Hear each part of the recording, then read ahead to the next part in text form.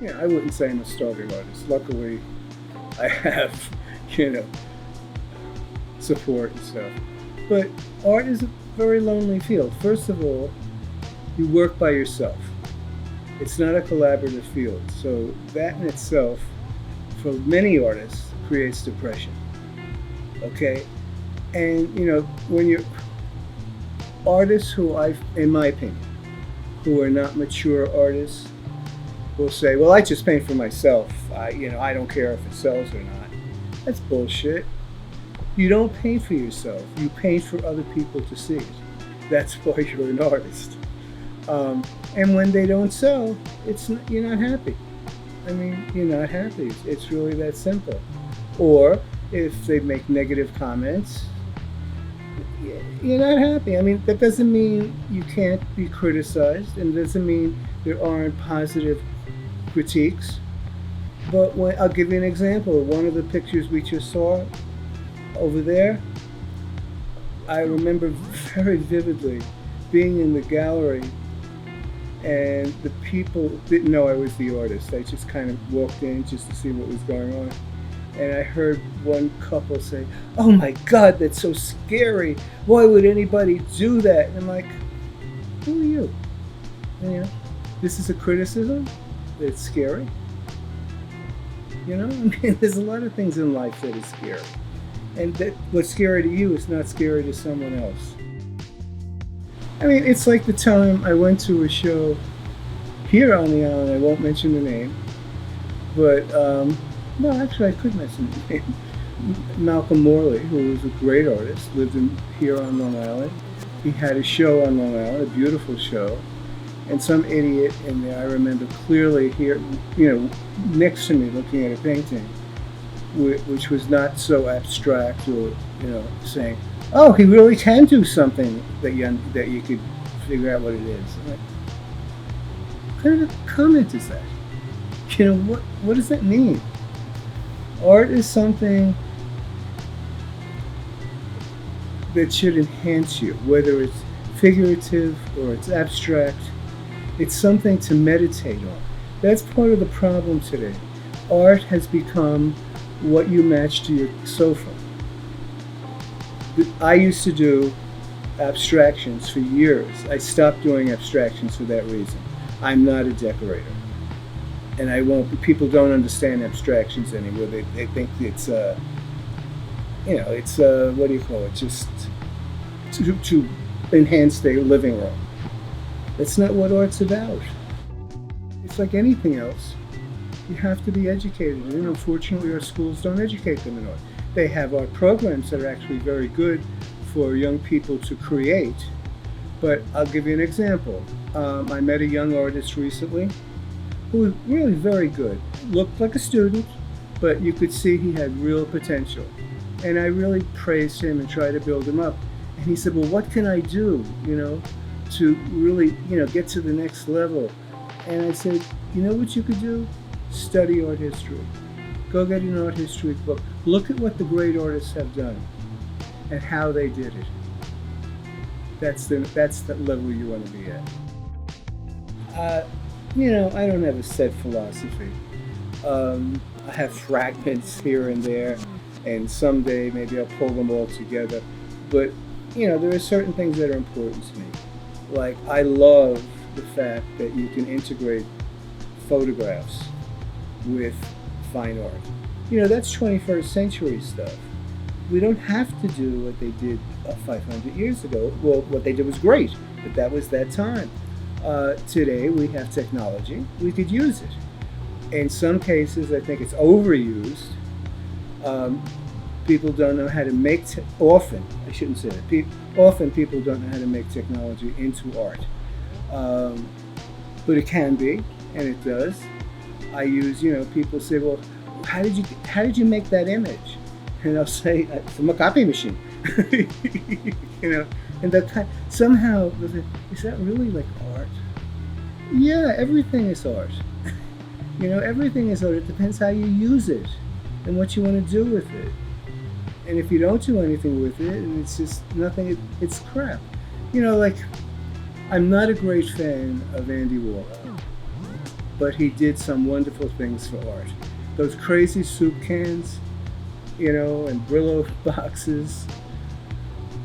Are they art? I don't know. It depends on my mood. But the point is, art is often what you call it. And he showed how art can be broadened. And Andy Warhol, for that reason, is a very great artist. And of course, some of his other pieces are fabulous. But that's a very important moment in art. So, things that I use. I'm old-fashioned, like Renaissance old-fashioned. I like to tell a story in my art. I think people appreciate that. That's not often done today. Most artists don't do that. And that's just me. That's who I am.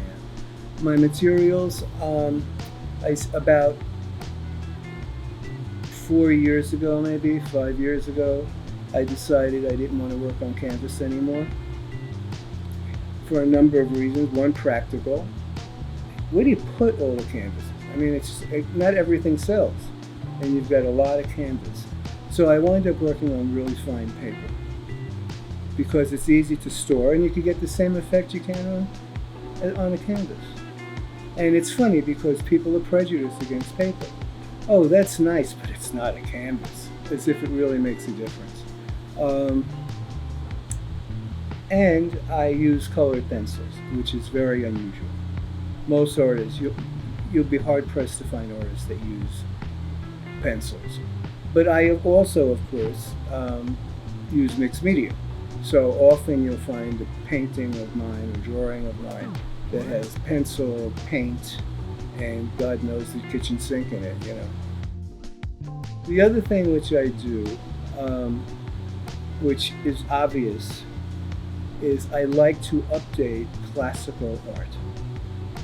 Okay, I see nothing wrong by taking a classical image, whether it be ancient Greek or Roman or Egyptian or a Renaissance piece, and what I call updating it. It's not going to be the same piece, but you learn from it.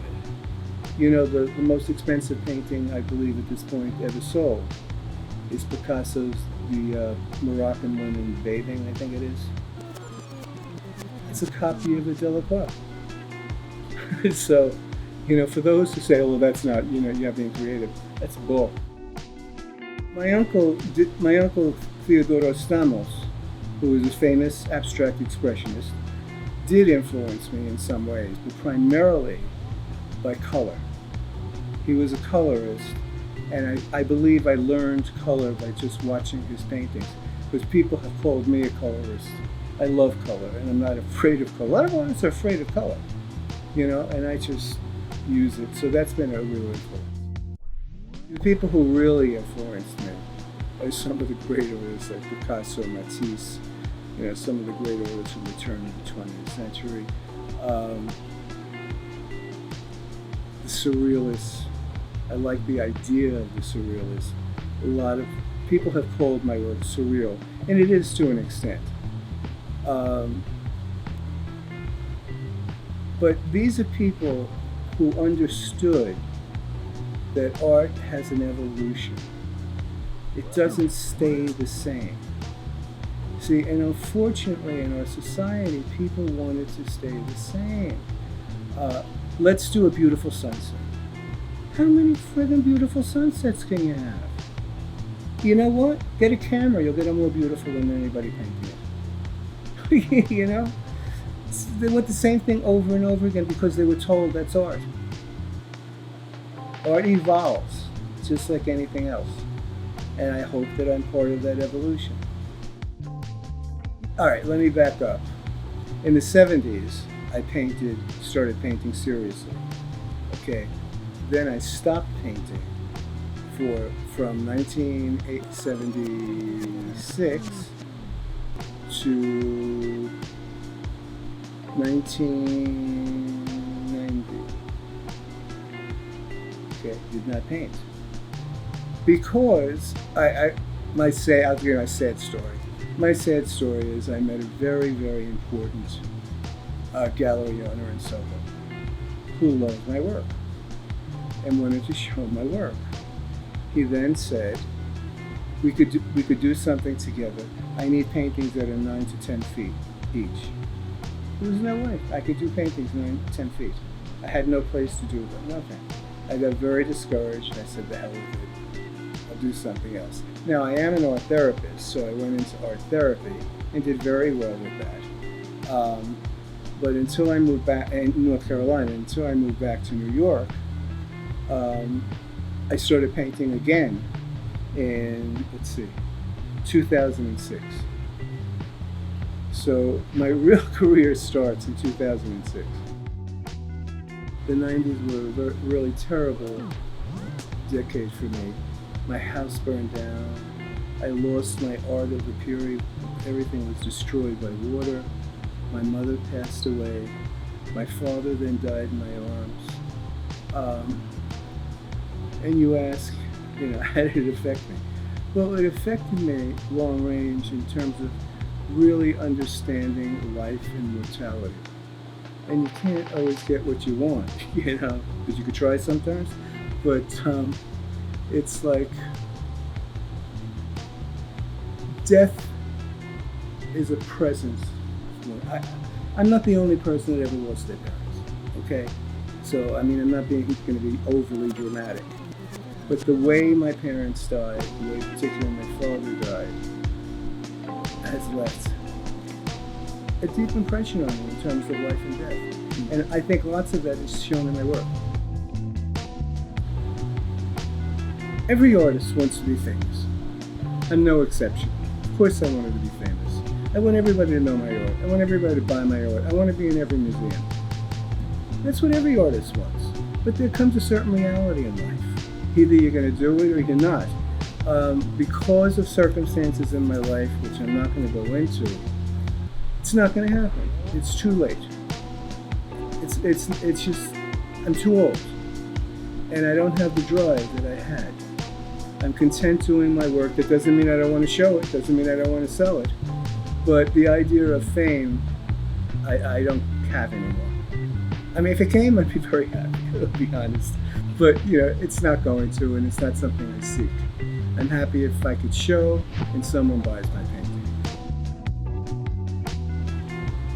It's hard to say. I don't know what my legacy will be. I have no idea. My legacy will live within the people who know me until they're gone. And then nothing. I hope my paintings will live on. There's no guarantee. There's no guarantee.